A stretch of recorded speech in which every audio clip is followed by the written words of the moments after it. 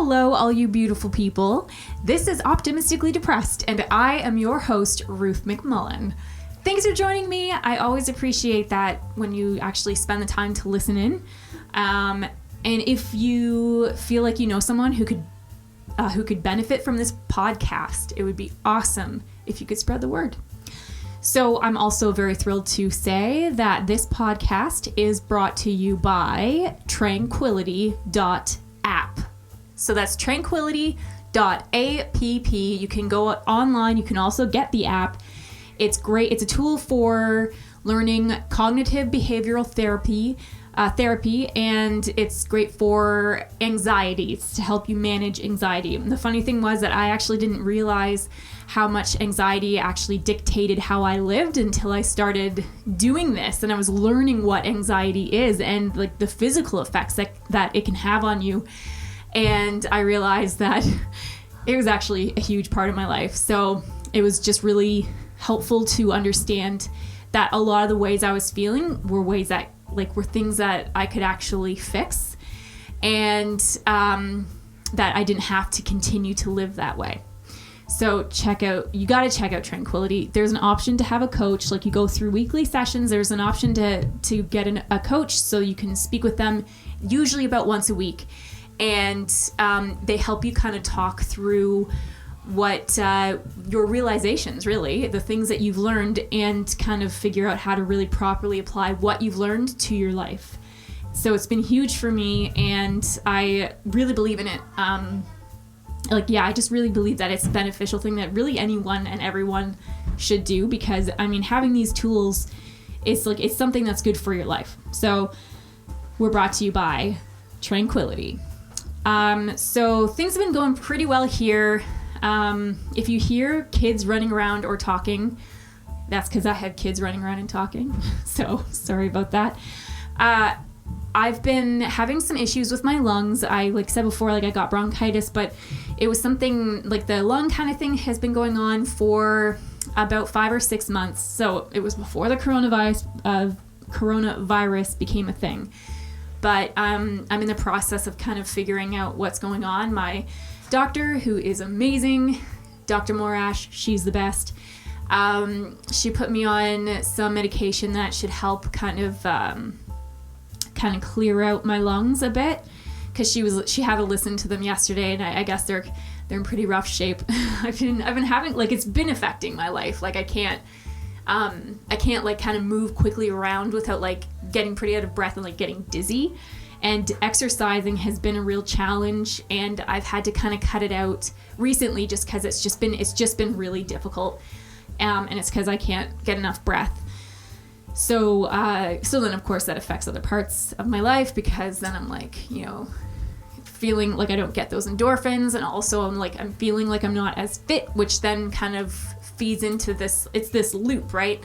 So I've been getting into that a little bit, and so now I'm kind of looking for other ways that I can temporarily keep things at bay while I'm working on fixing up the stuff that's going on with my lungs.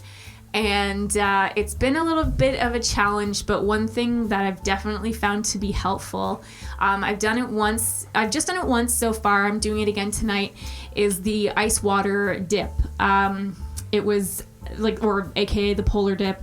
The Mayo Bros, if you go, what are they? Mayo Bros Calisthenics? I might be saying that wrong. I'm not looking at their account right now, but they're these brothers, I think brothers. They're these awesome guys that have really great techniques to help keep you fit and healthy. And they actually reached out to me and told me about the benefits of doing these ice water dips mentally. And it was something that I've read about before. So I gave it a try a couple nights ago, and it was amazing. It did have this lasting effect. It really does. It just made me feel a lot better, more on fire, and just happier. So I'm going to go and do that again tonight. I think I'm going to make that, kind of build that into my regular routine.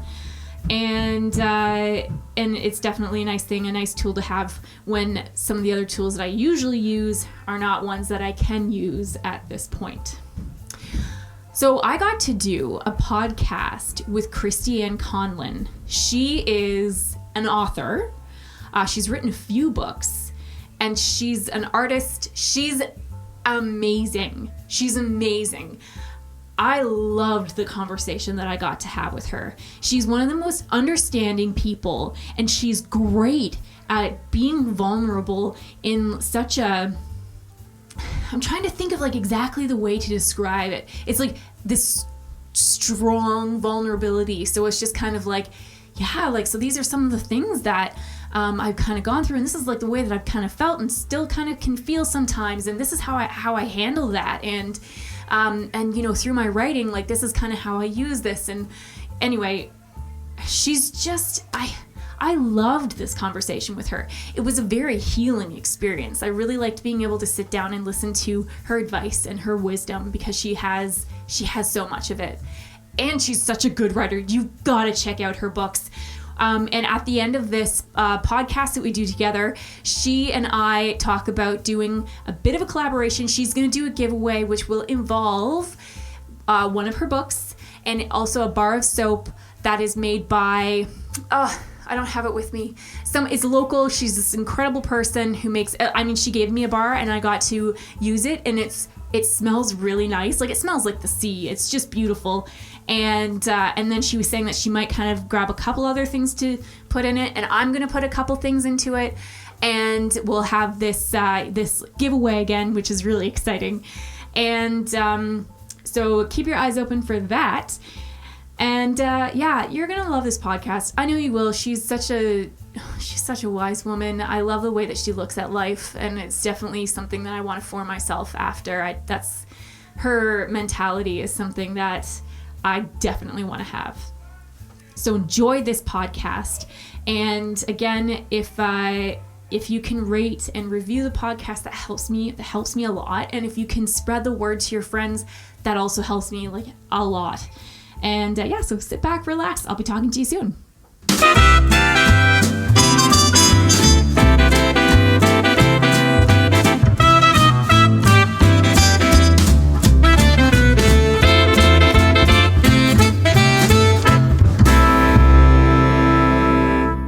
I guess what kind of initially started everything, like me thinking more about having conversations about mental health, were when I was diagnosed with postpartum depression, and then later learned it was actually like I had had depression for most of my life, and it's not something that I could recognize until after the fact, and when I started to understand what it feels like. Mm-hmm. Because one of the things that I have noticed, especially as I've had more and more conversations with people, is that different mental health issues, like, they feel different to different people. Mm-hmm. And so I found it like what allowed me to identify what was going on, and then try to figure out how to properly work with it, was when I heard other people talk about what it felt like for them. Mm-hmm.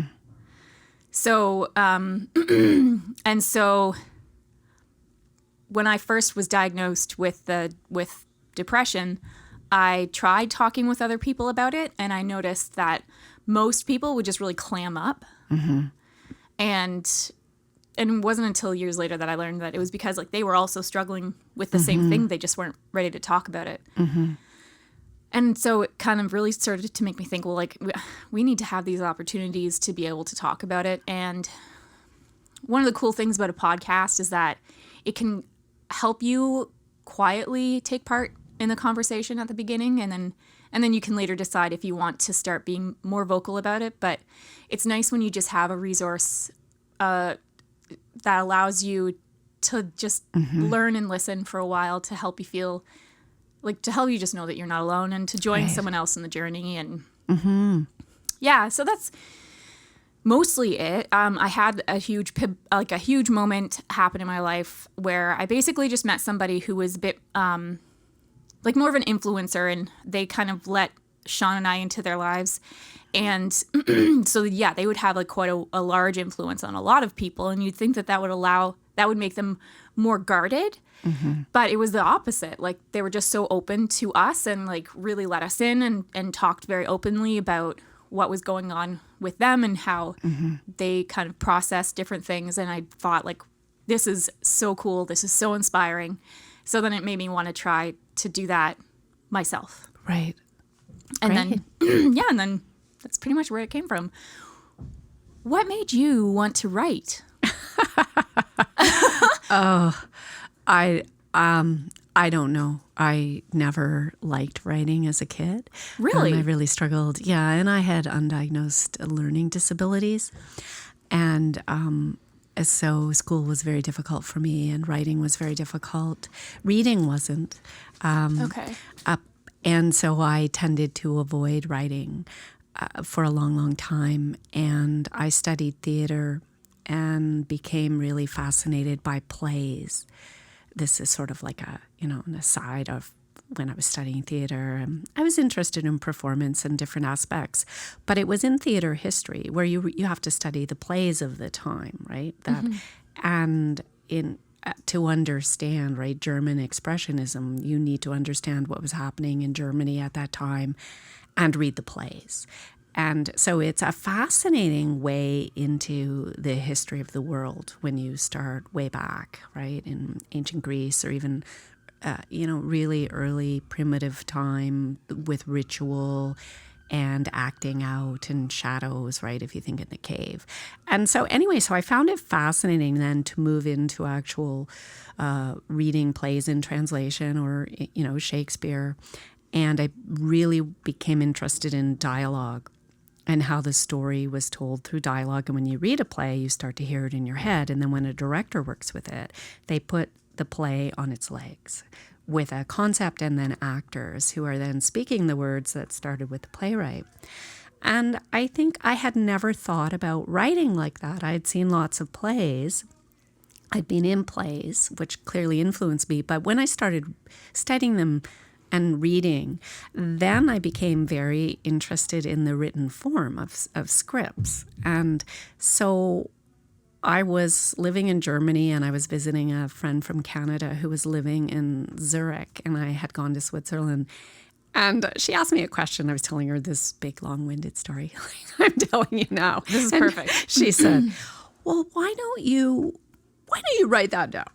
Send it to me. And she had a master's in English. And I was like, oh, okay. So I went back to Germany and I started typing up my life story. And I think by page 3, I was like, oh, so boring, right? And so I started fictionalizing it. And that is how I started writing. And once I started fictionalizing it and working with dialogue, it opened up a new way into writing for me that I hadn't experienced with trying to write essays and papers and a very structured, formalized, prescribed style of writing, which I had done in high school and university. And I always picked presentations when I could do it. And then I was diagnosed with an executive function deficit, which one of the hallmarks of that are difficulties with writing, with math, and with printing. And I used to get, I'd have to stay in at recess because I was a girl and I couldn't print. And I would, I did death grip, right, where you go right through the desk with a pencil. And whoa, okay. Yeah, and then I have a kid who also, but I mean, much earlier, right, was diagnosed with that, and it made a radical difference as opposed to my experience in school, which was you're slow, you're lazy, you're not focused, you're not trying, you're a troublemaker and acting out and not fitting into a normal box in the public school system in rural Nova Scotia. So, which was very difficult. So I just thought I was an idiot, and that for some reason I couldn't write. So that was sort of how I broke through that, and I came into writing through a back door. And then I went from stage playwriting to screenplay writing and writing poetry. And then I did an MFA at the University of British Columbia after a whole lot of life in between all of that, and did a Master of Fine Arts in Creative Writing with my thesis was a feature-length screenplay. But I was fascinated by the fiction writers, the short story writers and the novelists, and I've always loved reading. And, I'm sort of like a self-taught through the disabilities. It's sort of a miracle I figured out how to read, right? So I think that was a resilience that children often have, an innate ability when what you're being told is the key doesn't work, to trying and finding a different key maybe no one knew about. So so I could read, and then I started writing short stories. And I wrote a short story that won a prize, and then it became the prologue in my first novel, which is called Heave. And so I've just kept at it. That novel was published in 2002. So, yeah. Wow. So that is how I became a writer. So I was like the reluctant novelist or the accidental novelist. But I felt this is almost like an affliction at times. When I've tried to stop writing, I inevitably find myself drawn back to it. So that is inspiring. One of the things that you said that actually connects with me personally is how you felt like an idiot. Mm-hmm. I did too, because I was not, I had selective selective listening is what they called it. I was zoned out all the time. I was in my own world. It was kind of a defense mechanism to what was going on at home at the time. Mm-hmm. And so I had basically built a world in my head so that I could survive. Mm-hmm. And people took that as me just not really being that smart. Mm-hmm. Yeah. And so that's like something that like I still carry with me right now. I am working through it, but it is like I will struggle a lot with like just not feeling smart. And it has I didn't realize it at the time, but it has definitely held me back. Mm-hmm. Because when I approached difficult situations or something that I would think like, oh, that would be really cool to do, but I would kind of think, yeah, but I can't do it because I'm not smart enough. Mm-hmm. So I don't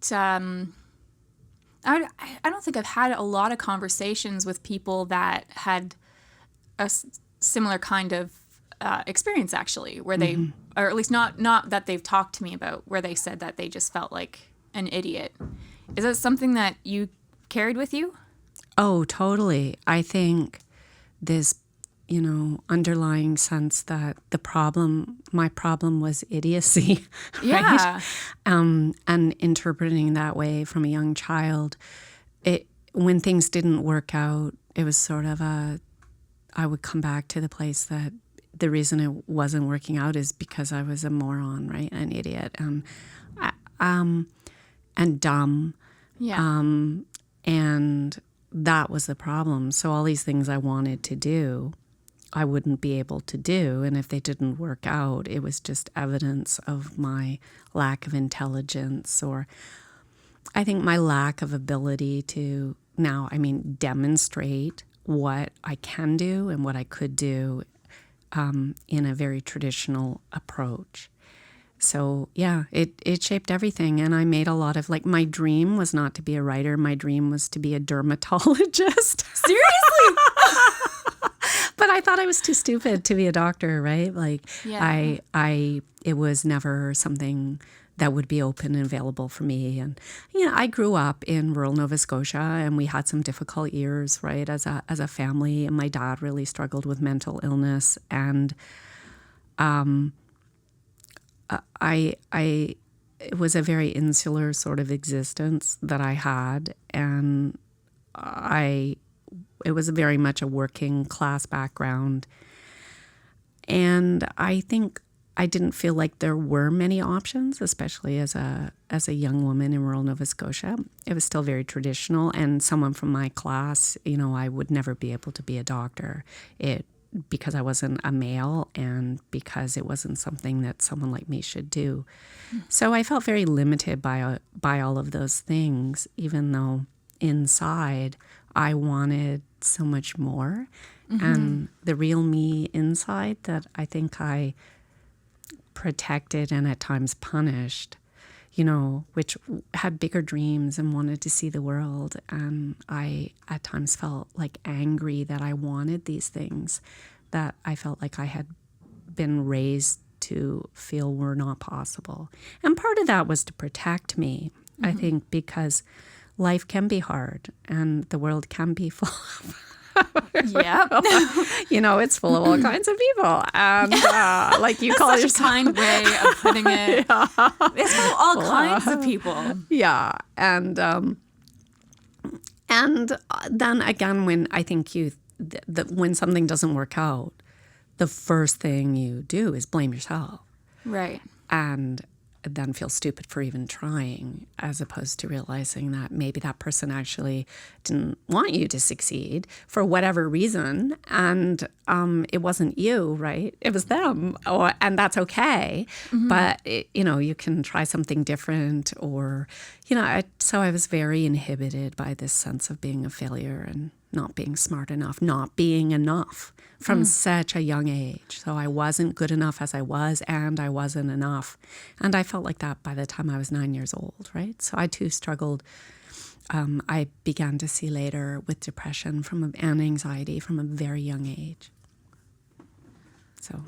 And when did you learn, like when did you start to realize that it was depression and anxiety that was what you were dealing with?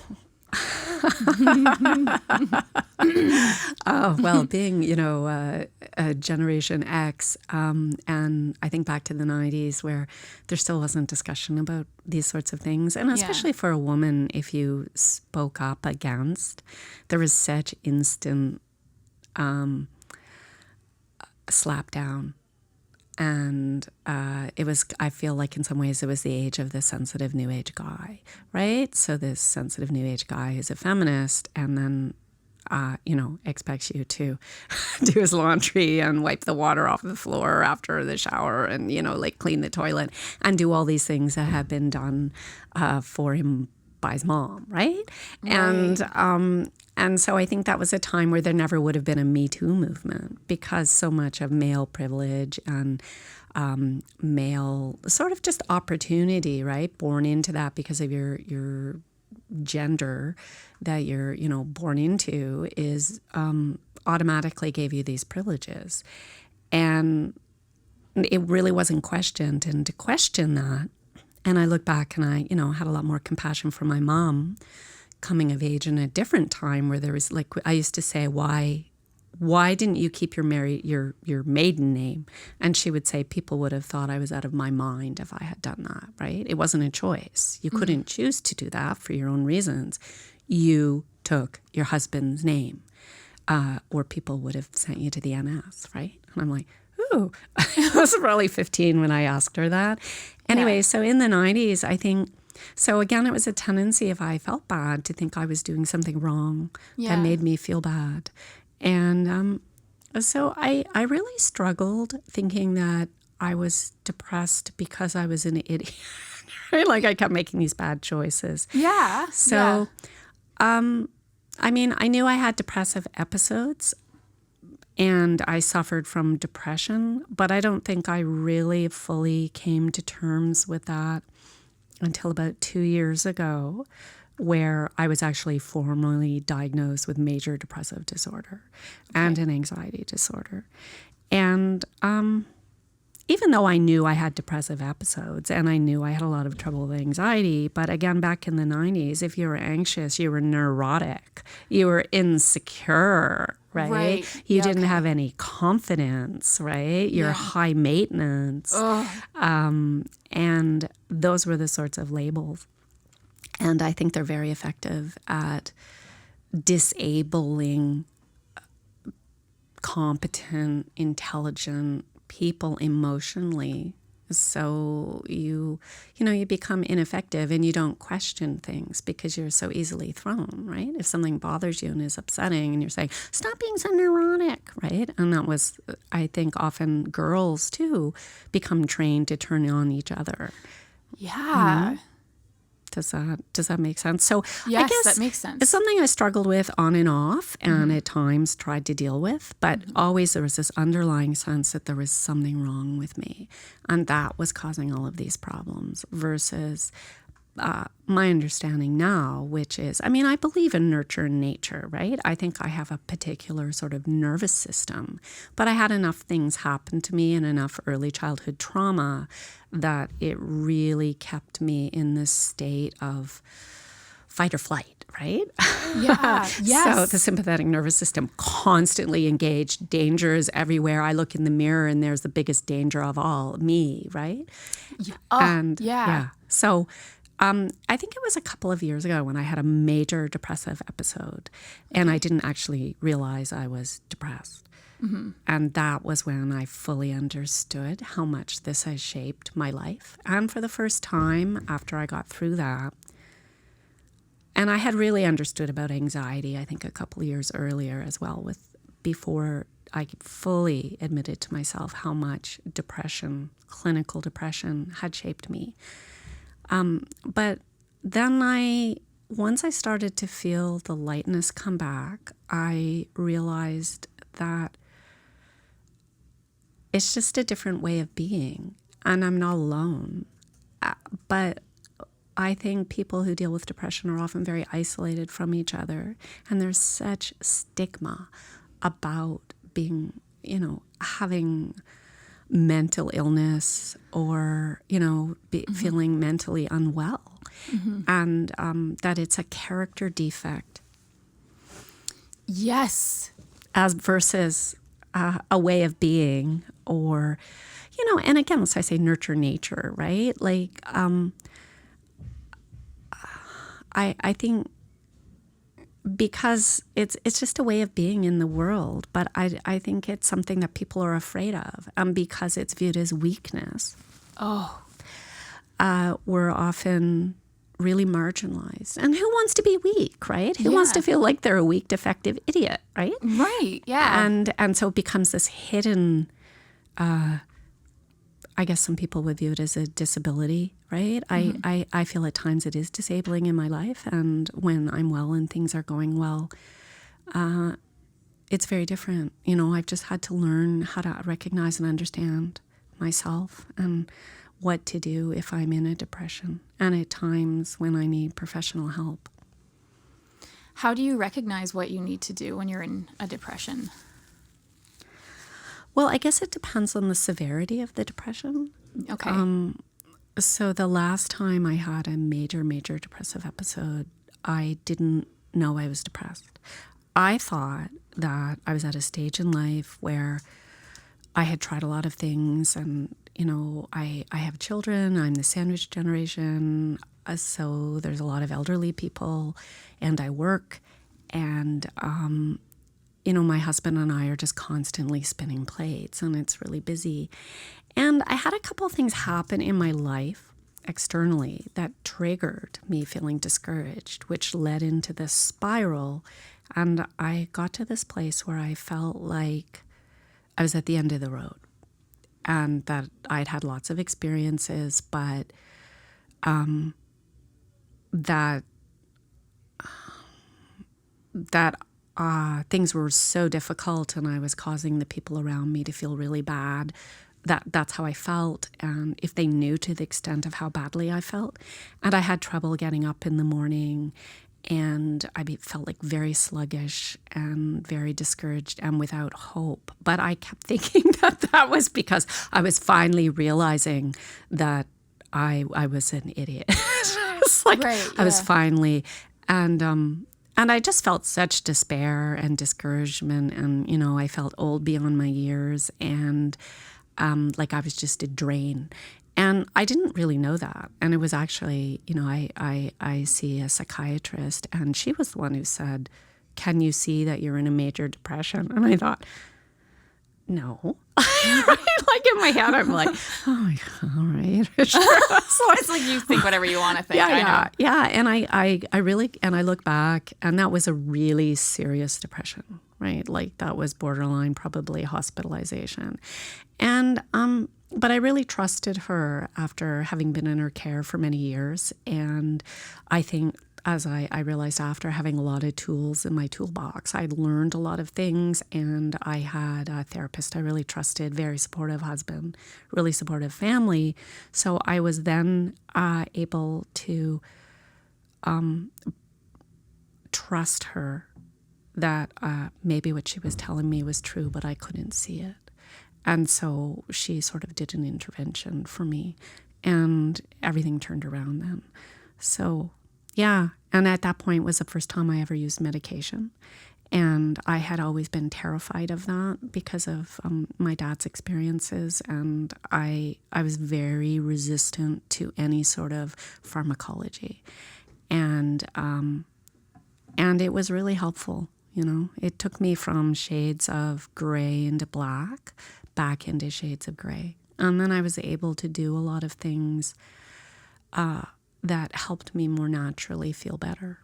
And then start to step out and the gray became lighter. I'm sure, as you know, right? Like when you have, and it's so hard to explain, or someone goes, why can't you be more positive? And you don't know. Yeah. Yes. And you want to be able to answer them. And but you're kind of like, but what do you do with that voice that's there, that's telling me all these other things, and like, or that block that's there, that I just can't get past. Yeah, and that fear of being judged, which is why can't I be more positive? Or if, you know, when people I think are often don't understand depression and they're frustrated and they think, why can't you just pull it together, right? Yeah, just get over it. Yeah, just get over it. I think when you're down in that dark, right, that dark pit, you can't sometimes. Yeah. And it's very hard for people who have never been there to understand, or people say, oh, you have a great life. Why are you depressed?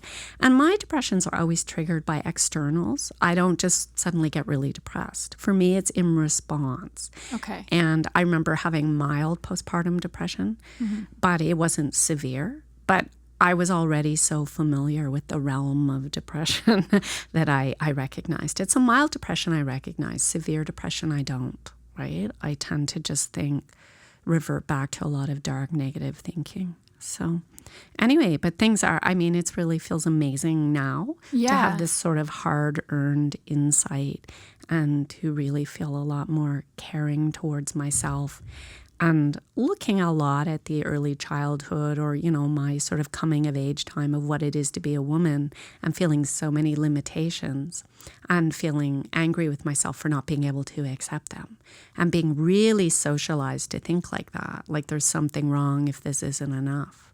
And then probably it's because you're not enough.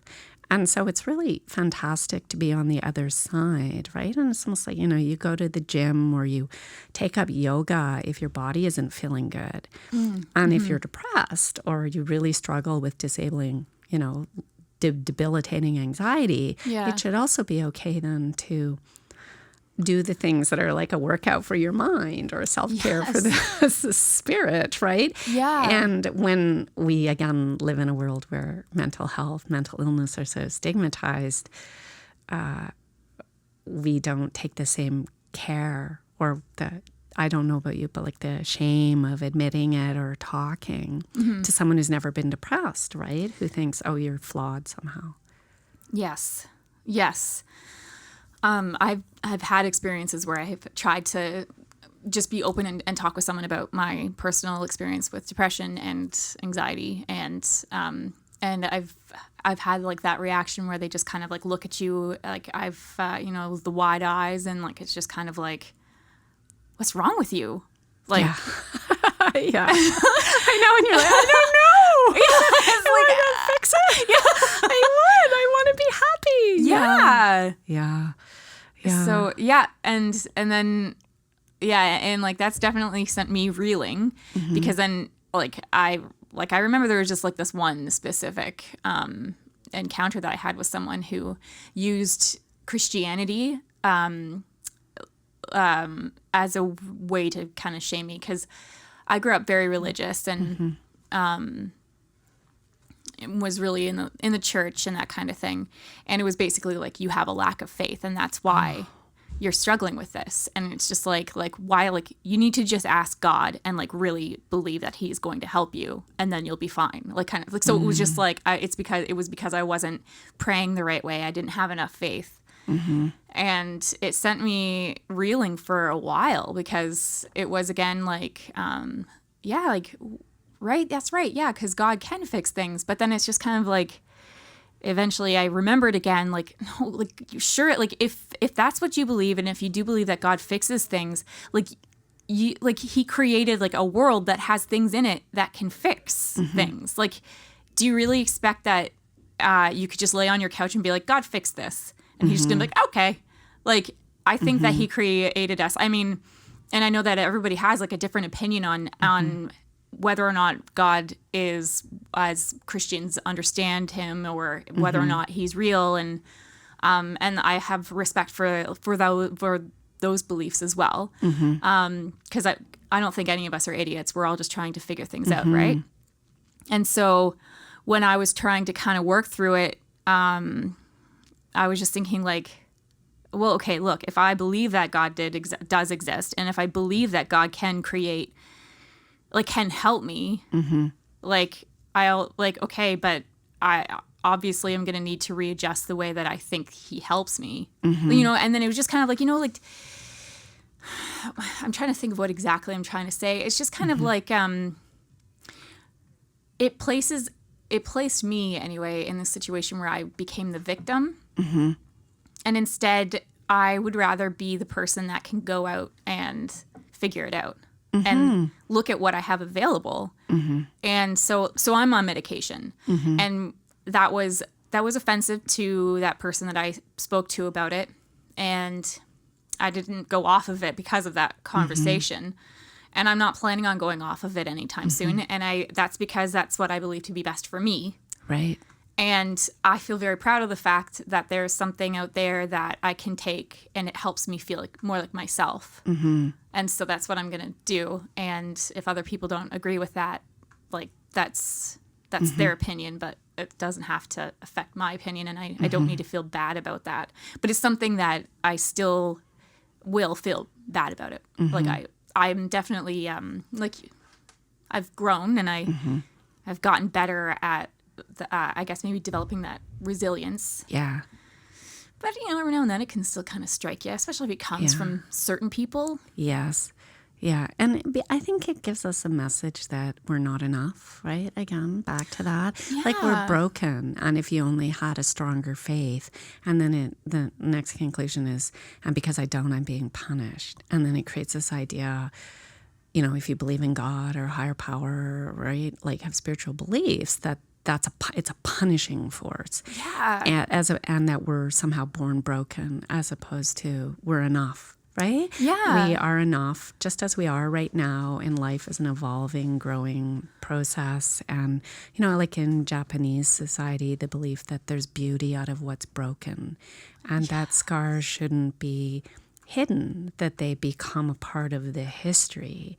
And if something is mended back together, it takes on a new shape, but you can see where it came from.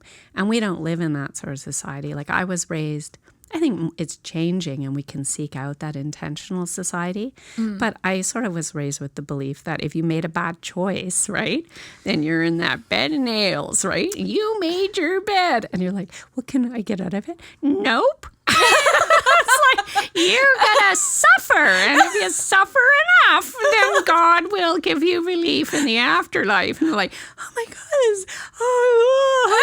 my God, I'm bleeding. And it's like, well, that's too bad. You should have picked a different bed. It's just like, just this end of the road. And I felt like that at a very young age, right? Just like I was dragging every bad choice and every poor decision behind me, and no mercy or kindness for myself. And I think that's often, if you have depression and or anxiety or any sort of mental health, mental illness struggle, and whether it's lifelong or whether it's something that's in reaction to maybe something traumatic happened when you were like 20, right? And I think, again, it's this idea that it's weakness. And that if we could just fix it, everything would be okay, as opposed to we are okay, and it's okay to ask for help. Yes. And learning to protect ourselves, to know who to talk about, who's supportive and who isn't. And I think there's a huge amount of fear generally in society, and people are afraid of feeling sad, and people are afraid of loss, and people are terrified of grief. And often then people will lash out or react against with anger when they see people who are mirroring back what is their deep fear inside.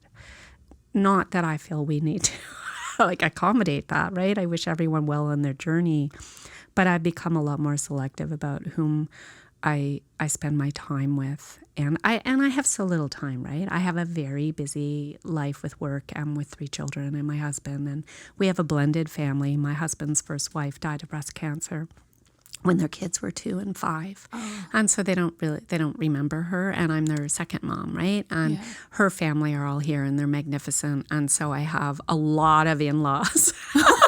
And my husband's in, and so we have a really big, unusual, hybrid sort of family. Yeah, and we're the sandwich generation, and we're both self-employed. My husband publishes graphic novels, and I'm a fiction writer. Yeah, and so we have very limited time, and so I try to be very, very careful about who I spend time with, and I feel at this stage in my life I really want to support people who are resilient. And the massive courage I think it takes to say, yeah, sometimes I go really low and I don't know why and I don't know what to do and I've needed help, right? And that is awesome. It's amazing, as opposed to, oh, well, that's just your bed of nails. That's your past, right? Yeah, that's the thing that you did to yourself and now you're paying the price and don't you dare complain. And yeah. Oh. So, it's learning to really, I think, reframe a lot of things that we were taught. And again, in society, there's a lot of fear. There's lots of bad things that are happening. And I think it's we often interpret it, especially in a more patriarchal society, as if you're emotional or if you have moments of sadness or despair, that somehow again means you're broken, and that's bad, right? Yeah, it's like you can't handle yourself, kind of thing. Yeah. So it's very different to learn to know who you are and how you are and recognize signs. And I can recognize when I'm mildly depressed, and I know now things that I need to do to take care of myself. And to respect myself.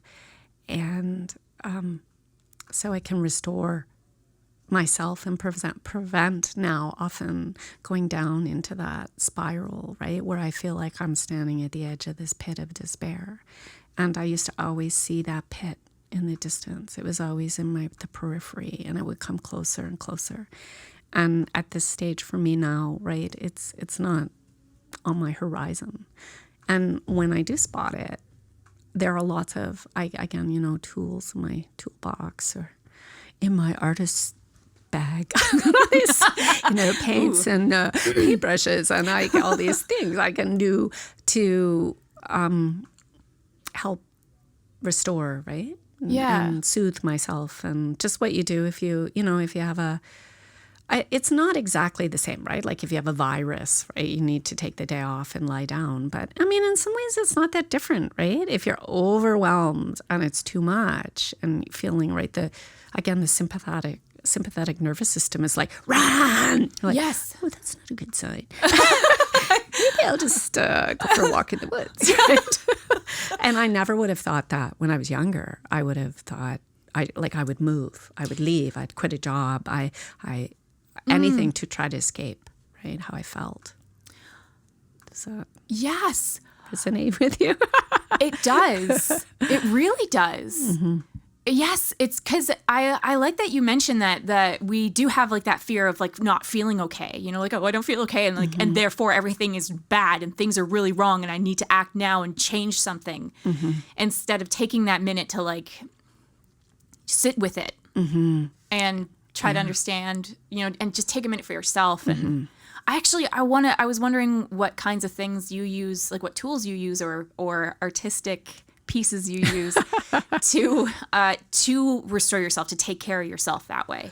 Well, I mean, and it's a real challenge when you have people you look after that you're, legally responsible for. Yeah. And so you can't just say, oh, yeah, right, well, drive yourself there. And they're like, but I can't drive, right? Like, and you made a commitment to, so it's finding the time, first of all, for ourselves and honoring that and showing up for ourselves in the way we would for a friend or someone we love. And it's so easy to not show up for yourself when meditation, which I'm interested too in self-hypnosis and trance state, which is a little bit different than meditation. Okay. Just like a deeper state of focus, but very relaxing and really being present in your body and sort of transcending the mind, right? Because the mind can say, what are you doing relaxing? The world's falling. Jesus Christ, get up there, right? Like you're going to die. And you're like, no, I'm just having a cup of tea. And that's that self-protective self. So I find to soothe that part of myself, meditation, walks in the woods, beautiful surroundings at home, which can be really simple, right? Like not having things that are cluttered, eating well, staying hydrated. That's what I always say. Stay hydrated. Stay hydrated. It's so underrated. Staying hydrated. I mean, it's talked about a lot, but it's still people are like, oh yeah, but if I drink more water, I'm going to have to pee in the middle of doing this thing. And it's just kind of like, well, just take that minute. Yeah, exactly, right? Washroom. Like, it's okay. Yeah. Not walking around like I find, and once you have kids, right, you're walking around holding your pee all the time. Right? Yeah. And so I think motherhood is very humbling when you think, I don't even have time to pee. Yes. When you can start to reclaim that time. It's so great. To pee or, have a shower. Oh my goodness. I'm just finally starting to get back to the stage where I can use the washroom and there isn't a kid knocking at the door or like wanting to just be with me and like sit on my lap. It's like, it's so funny. Yeah, I have a cat now who will come in the door and I'm like, I'll never be alone, right? I'll never have it. Yeah. So the kids don't come in anymore, but he's cat like, feed me. I find, and I've started doing yoga again, and that's really helpful. And I think it's really helpful too when you don't like how you feel and you invest a lot of time in trying to run away for yourself. And yoga really puts you back in your body so you can be there with the good, the bad, the ugly, and the beautiful, right? Like, I've been doing at-home yoga with Adrienne, and she says, meet yourself where you are and where your body is, and just being there and not judging it and thinking, oh, this arm is stiff.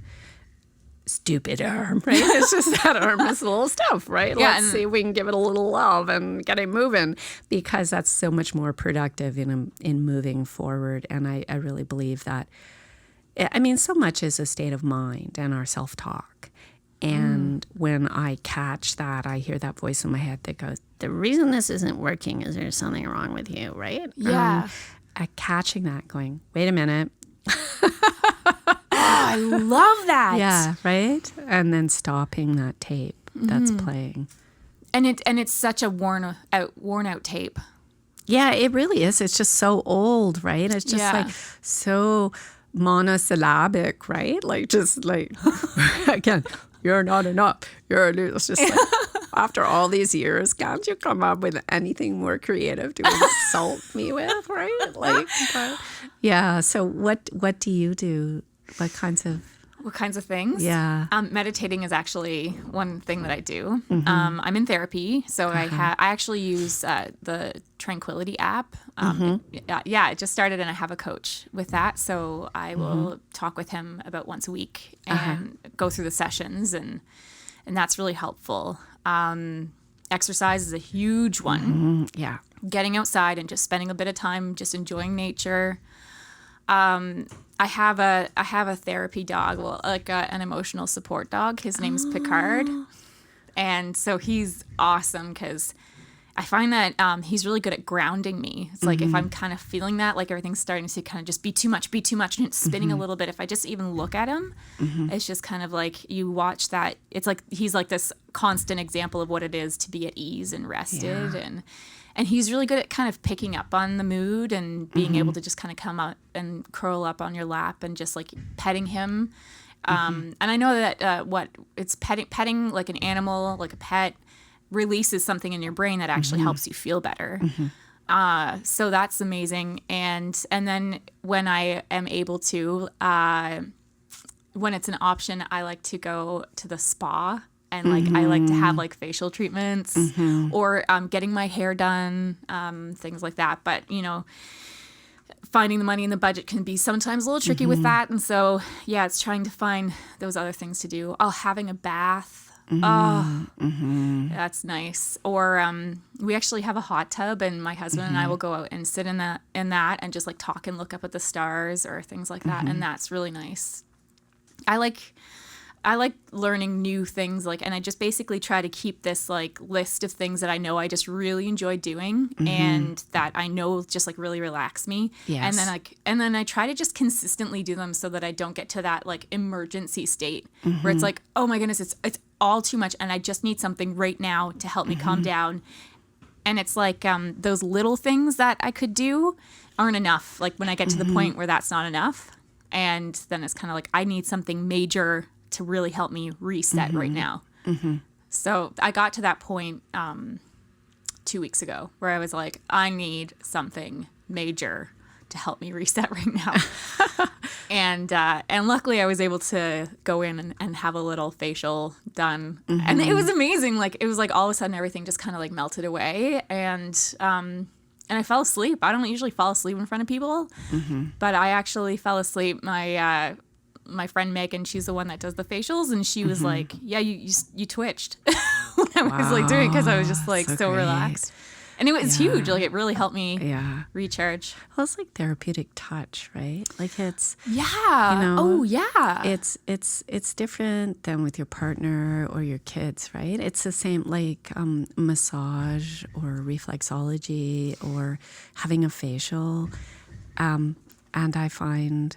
Like my cats aren't like, technically therapeutic felines, but they've always functioned like that. Yeah. And they've always been there. And in the lowest times, I felt like they never criticized me when I was full of despair, right? Like, and it's clinically, I remember my vet was talking about the impact of just touching a cat, right? And it does change your biochemistry.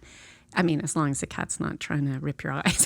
Right. Like, that's the problem with a cat, right? It's just like, but these cats are really super loving. And and it's conditional in the way that, a cat will want food, but they're just, these are cats that you can pick up and they're snuggly. And it's super soothing. And I think knowing those things and again, really taking ownership of them and thinking these are the things that work for me and not judging them. Right? Yes. Because that's I did that like big time with the facials. Like I cut myself off from them for a year because I was like, that's just too much. I'm so high maintenance. And then when I was able to get in last week and have one, I was so much more productive afterwards. And it was kind of like, oh, right. Like, no, I'm investing in myself. I'm helping prepare myself for getting really important things done. And it makes me a better person. It makes me a better mom. Like, it's all that stuff. And so I'll still kind of be like, oh, facial. Like, and I have like that idea, but I'm working through it. Well, I think, and a lot of it is cultural. I, at one point, lived in Korea and I taught English. And I used to go to the bathhouse because that's what everybody did. And you would go in and there would be a side for women and a side for men. And you go in and all the North Americans would want to, they're like, oh my God, I have to wear a bathing suit. And it looked hilarious, right? Because there's all these Korean women who are just here because I think historically it started because of access to hot water. And so it was like a spa to me. And the one I went to was just a pretty basic one, but it was spectacular and beautiful and clean. And you go in and there's a hot pool and there's a cold plunging pool. And then there's another pool and there's a wet sauna. And then there's someone there who does massage and facials and all of these different things. And it was just normal. And I thought and on all this hot water and it was so warm and absolutely spectacular. And it was just a cultural norm there. And and I thought it was so interesting because and there were all these rituals and processes for getting clean. And it really changed forever how I felt about self-care and taking that time. And there was a very social aspect to it as well. And the people, their little children would be there as well. Oh. And then back to like puritanical Nova Scotia, right? And it was so funny. And so I began to realize that, sitting in a hot tub was really therapeutic and really beneficial. And there it was, I think, the prices are regulated, so they're really accessible. That's so cool. Here, it would be a cold dunk in the ocean. Yeah. The Annapolis Valley, sort of like, different version. And we have a hot tub now too. And we have this backyard that looks out over the pond, and it's really... Oh, that's beautiful. Yeah, and I try to take time again to be intentional. And when I read about, people, we make jokes about, forest bathing, because I think you become conscious and use those terms when it's not a part of your everyday existence. And for me, there's a forest 20 feet from the house. And so I understand that term now, even though, like I'm a hillbilly country person, but I understand that idea of bathing in nature and soaking it up. And maybe that doesn't work for everybody, though. And again, it's knowing what works for you, and what makes you feel good, and what comforts you, and self-soothing, and those sorts of things. Like I often, when I work with people, it's usually with writers, but sometimes addressing why it's difficult to write, or finding time to write, or how do you write if you're depressed? Because it's often hard to write when you're feeling really depressed and really self-critical. And basic things like, having coffee out of a coffee cup you love, or a teacup, or getting rid of all those, dishes that you don't want. I mean, how many plates do you need, right? And if you have antique dishes and you love them, then eat off of them. Or just simple things, really simple things, like having a beautiful plant. There are lots of things we can do that create an environment in which we feel safe and comfortable, and understanding what that is for each of us, and that it might be different. And really respecting that. And it can be so difficult to do that, but just, I don't have time to light a candle. Light the friggin' candle, right? Light the candle, right? Keep matches by it. Light that candle. Yeah. And even if you can only be there for 5 minutes, again, it's like showing up for yourself. And when I teach creative writing, that's what I'll say is, let's say you only can set aside 15 minutes every day. It's just 10 minutes. And show up. And if you can't write, just show up.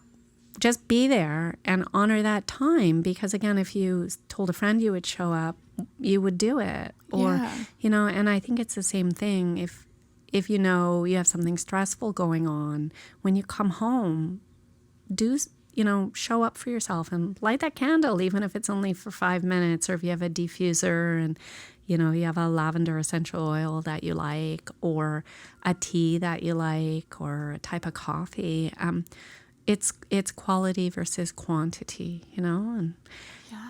but you have to do it, right? And that's the hard part. And I don't know if you can relate, but when I'm having a lot of trouble doing it, that's a red flag for me. Yes. That I'm moving into difficult, terrain, and having that insight and understanding. I mean, when I was younger, I really didn't. I was like a wild and crazy person, and I had a hospitalization when I stopped talking for a period of time, right? Like I look back, and I had such a lack of compassion for myself when I was so unwell. And I'll never forget like my 20s were a really challenging time, and so were my teen years. And I try to bring that sense of self-nurturing to myself. And I think, when we have kids, it's pretty easy to not leave anything for yourself. Yeah. And because for me, it feels selfish, and you have this thought of, if I can do this extra thing, it shouldn't be for me. It should be for this other person. Yeah. So again, I'm not enough. I'm not worthy. As opposed to, I am worthy, and I'm going to make space for myself, and I'm going to take up space. Yes. And that's great, right? I'm going to flourish. And and that will create goodness in every area of my life, you know? Yeah. So, yeah, it's interesting. And I think the small things, especially when you have to work, right? And the more resources you have, the easier it all is. And I think the more barriers that you have, the more difficult it is. And sometimes, I mean, I know for me in my worst times when I did things like light that candle, have tea in a teacup my grandma gave me that was beautiful and full of wonderful memories, and tossing out the teacups or the coffee cups that brought back horrible memories, right? Like, yes. Again, really curating your environment so it's full of things that you love and reflect back the beauty and what you value in your life and what you want to see more of. So the things that are in our day-to-day lives almost become, they're symbolic, right? And not having things that remind us of the past, or not having a bed with nails. Look, there's a bed with nails, right? Like, so, so it doesn't have to be that, you know, like, I would love to go to a spa. I'd like to fly, to like a week-long spa. Oh. And sometimes the best you can do is to have a nice hand cream, or you know what I mean? Yeah. And that can be where you start from, and then moving out, right? The whole idea of self-care is such a different terrain for all of us, right? Knowing what makes us feel cared for, and I think loving people and in a healthy, positive way, and having good boundaries, and being able to have really good communication with our close personal relationships. All of that is a way of really supporting ourselves. Do you think? I would absolutely agree. I love the way that you word things, because it's nice. It's refreshing. Because, when you hear the same thing in the same way, it can lose its effectiveness. And then you come in and you explain perhaps the same idea, but in a new way, and it helps you see it from a different angle and appreciate it again. Yeah, so I like that. Yeah, well, thank you. And I also want to say, I should probably pay attention to the time here. Yeah, so we have about 5 minutes left. Okay. But I wanted to say, I was able to read, so far I've been able to read one of your short stories from Watermarks. Yeah. And I opened up the book and I looked through the titles, which, by the way, love the titles. And one that stood off the page to me was Back Fat. And so I went to it and I started reading it, and I was enthralled. You're a very good writer. Oh, thank you. Yeah, I really enjoy your writing. And I've been recommending your book to everyone that I've talked to, because I think that it had such an honest way of talking about the story, and it seemed kind of more realistic in the way that it was told. It was realistic in a way that made it so that your mind didn't shut off while you were reading it. Like, there's a certain part of your mind, when you're reading fiction that's like clear, like fiction, like this isn't going to happen in this world, that you turn that part of it off because you're not thinking about how you're going to apply this necessarily to your life. Right. But I found that with your stories, or with the story that I was able to read, it was a way that it was real enough that part of my brain that was thinking about how can I learn from this and apply it to my life and learn about my life by reading through this, it stayed engaged, because it made it, because it was written in a way that I was just thinking, like, I mean, even right down to the title of the story, I struggle with thinking I have back fat. Right? And and I love the way how it just like that word, like, the words back fat would just kind of pop up throughout the story. Like when she was taking the bath, and then she could feel her back fat pressing against the bottom of the tub. Yeah. And I was just thinking, I've had baths where I could feel my back fat pressing against the tub. And it was just so well written in such a way that I could just, everything that was being said, I was just relating to. And even, I loved how you went into the details of her family life and the way that she felt by her father and her brothers, and how it was this feeling of having to put on a different person, like put on a different self in order to survive in their world, which was like, at that time, it was just her only option. And I relate to that too. Well, I mean, most of the stories deal with women of different ages trying to, I think, feel comfortable in their own skin.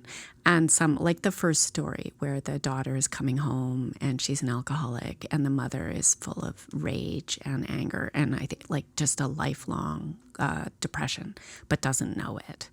And every story, I think, has characters dealing with out of control emotions or a world that is trying to define them and they don't know who they are. And there's lots of humor in the stories as well, right? But there's a lot of darkness. But Backfat is, I think, particularly funny where, I mean, she hides in her body, but it views it as this like deformed vessel. But by the end of the story, she's the captain of her ship, right? Her ship, yes. Yeah. And so I think all the stories, the characters are ultimately triumphant. I loved that too.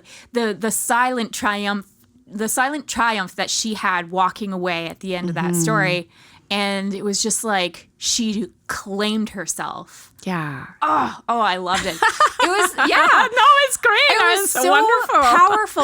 Oh, I loved it. Yeah. So I'm looking forward to reading more of the stories. And I wanted to ask you a couple things. So when you were talking about how you fictionalized your life, so then is there a part of your life that's reflected in each short story that you've written? Well, I mean, I think now, when we were talking about different ways that we look after ourselves or different therapeutic approaches to understanding who we are and dealing with depression and anxiety, making sense of the past, right? And like a therapy. And in some ways with writing, I'm able to step back and look at a story. So it's fictional and it's characters, but it's drawing on experiences I've had or experiences I've seen other people have, or often it's a case, an experience I've had that I see other people have had too. So it's a universal experience. So I put characters in a situation and see what happens. And so there's elements of autobiography, and some of my stories are more like autobio, right? Auto fiction than others. And there's a lot of things in Backfat that did happen to me, but the character ultimately is a fictional character I made up who's far more interesting than I am. But I mean, I did live out west and I did spend time on a sailboat and I did grow up on the North Mountain and stuff. And, I can chop wood with an axe. But that's so cool. Yeah, but I mean, it is a fiction, and I find that there's a distance and a safety in that. So, I'm starting to work on a memoir, and that is very different than being able to step back and create a fictional world, because there is a distance and in fiction, because it's not memoir, right? And you can put characters in situations, or when the characters are real enough, they, for me, show me the story in the world, and sometimes things happen to them that it's the thing that you fear the most, but it happens in your story. And then you see what happens on the other side, because there's lots of horrible things that happen in life, right? Like everyone eventually is going to die. But then there's something after. I mean, I recently had a friend die, and I went to visit her. I didn't realize I was in Toronto. I flew in, and I went to see her in ICU, and I didn't realize, like, when I got there, that this was it. And it wasn't like a last visit. It was at her deathbed. Oh, my gosh. And it was really, this is pretty recent, in the last month. And her son was 21, and there was just a few of us there. And it was so devastating and unexpected. But after, I what's happened after is she has this unbelievable kid who's 21. He's a magnificent human being. And his brother and sister-in-law his brother and sister flew in from Toronto. And there's this massive community of friends and people. And his brother is a cop in Toronto, and he spoke at her celebration of life. And I wouldn't have known that in that moment where I was like, wow, she's going to die. And 20 minutes later, she did. But there's all this love that came after, and it's so because she was so sick, and yet life has gone on, and she lives on in her son and everyone she ever touched.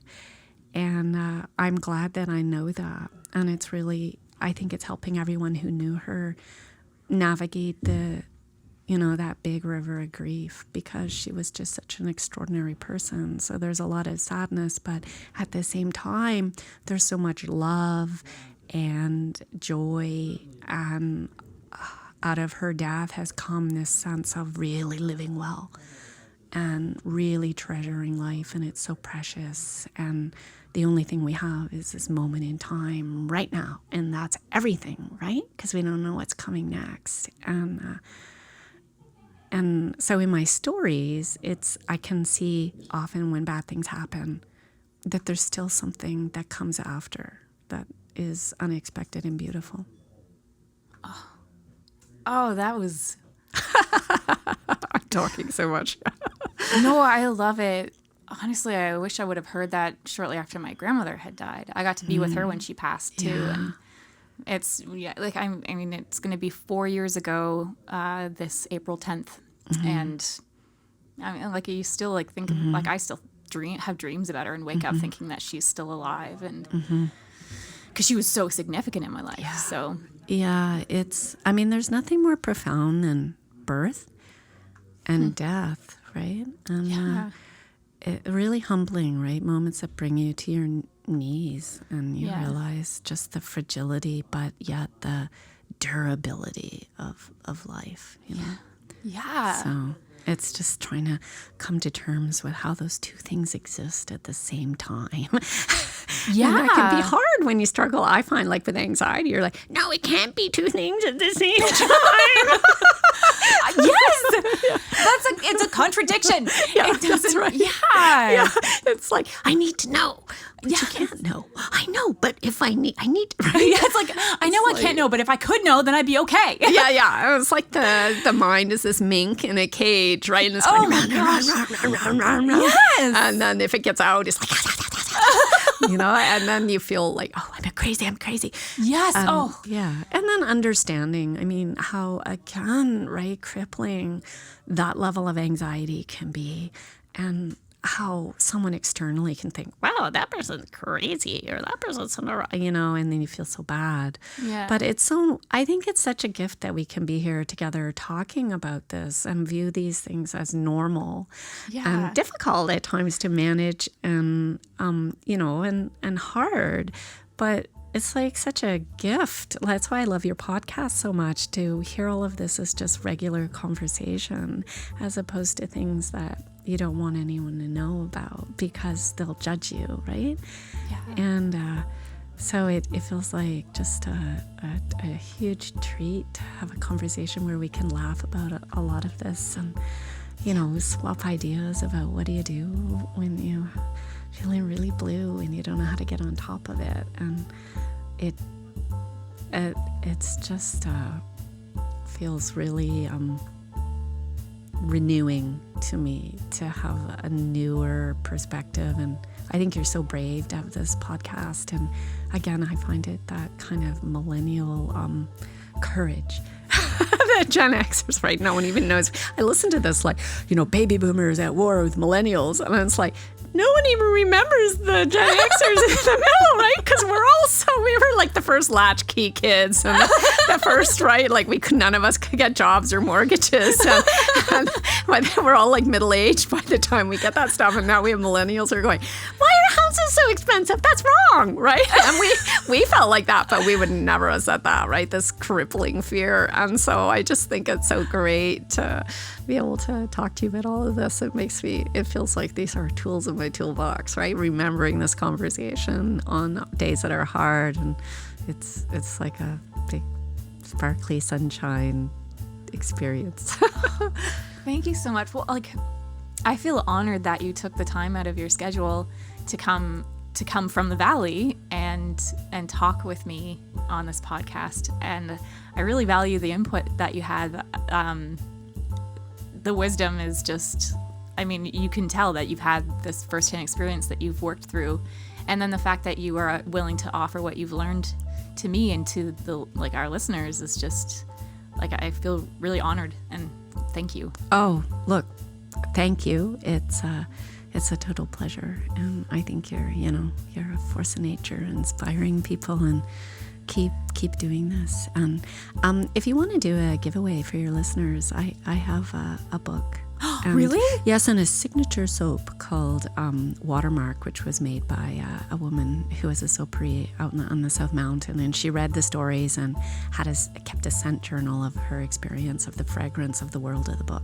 So she did this Bay of Fundy saltwater Watermark soap that smells like a garden on the edge of the sea. So yeah, if you want to figure out how to have some kind of yes, I'll give absolutely a book and a soap, and hopefully that will inspire someone.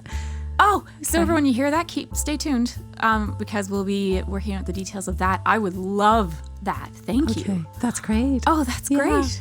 Okay, so thank you. And to everyone listening, thank you so much for your time. We really appreciate it. And just know that wherever you are, we're sitting here loving you. Have a great morning, evening, afternoon, night, and we'll be talking to you soon. Bye.